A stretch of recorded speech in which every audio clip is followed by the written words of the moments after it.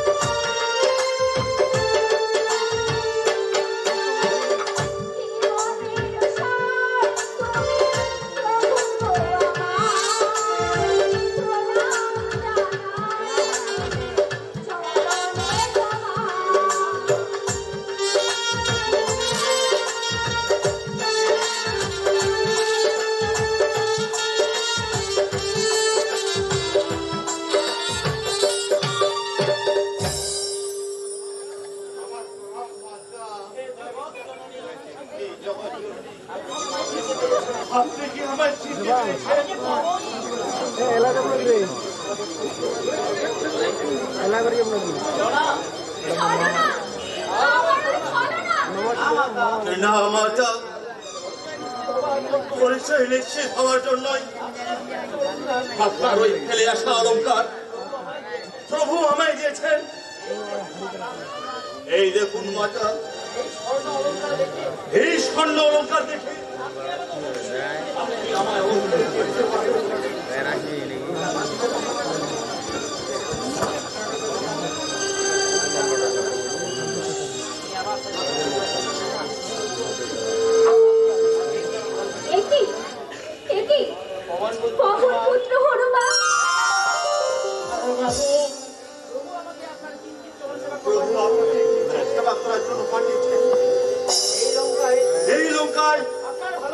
আপনার ভালো মন্দ খবর নেওয়ার জন্য কেমন আছেন? কেমন আছে পুত্র? তুমি তো নিজের চোখেই দেখতে পাচ্ছ পুত্র, এই অযোধ্যা নগরী, তারপরে পঞ্চবটী বন, প্রাণপ্রিয় স্বামী ছাড়া প্রাণপ্রিয় আমি যে আর কেমন আছি পুত্র? শিল্পী জ্যোতিষ, আমি যে শিল্পী জ্যোতিষ সেবা স্মরণ করতে চেয়েছিলাম, কিন্তু ভাগ্যের কি নির্মম পরিহাস, এই পঞ্চবটী বন থেকে আর এই সেই লঙ্কার অশোক কেন? আর কোথায় ছিলাম, আর কোথায় আছি? কি খবর পুত্র, তুমি কাঁদছ?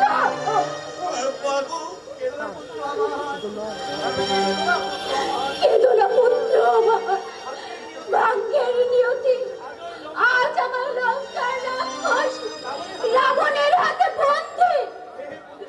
হে পুত্র আমার, তোমার শক্তি থাকে তো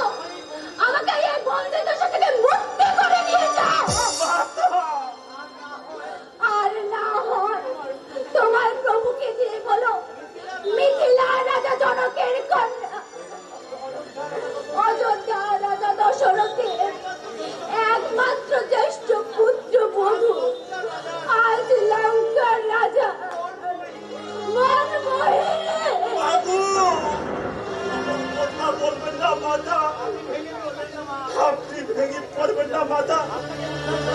আপনাকে উদ্ধার করার জন্য প্রভু কাকুর চেষ্টা করছে। আপনার ভাবনায়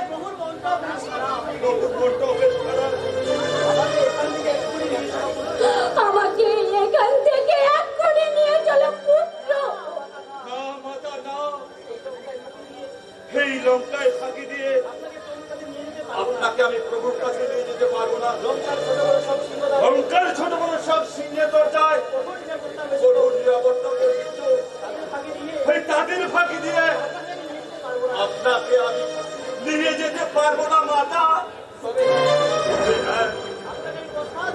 আপনাকে আমি কথা দিয়ে গেলাম, আবার যদি লঙ্কায় আসি তবে অবশ্যই তোমাকে সঙ্গে করে নিয়ে যাও মাতা। মা বাবু, আপনার এই মনের মুখখানি দেখে মনে হচ্ছে আপনি বেশ ক্লান্ত। অন্য সেবা কি কিছু হয়েছে মাতা? না পুত্র, প্রভুকে সেবা না দিয়ে কি আমি কি করে অন্ন গ্রহণ করি পুত্র?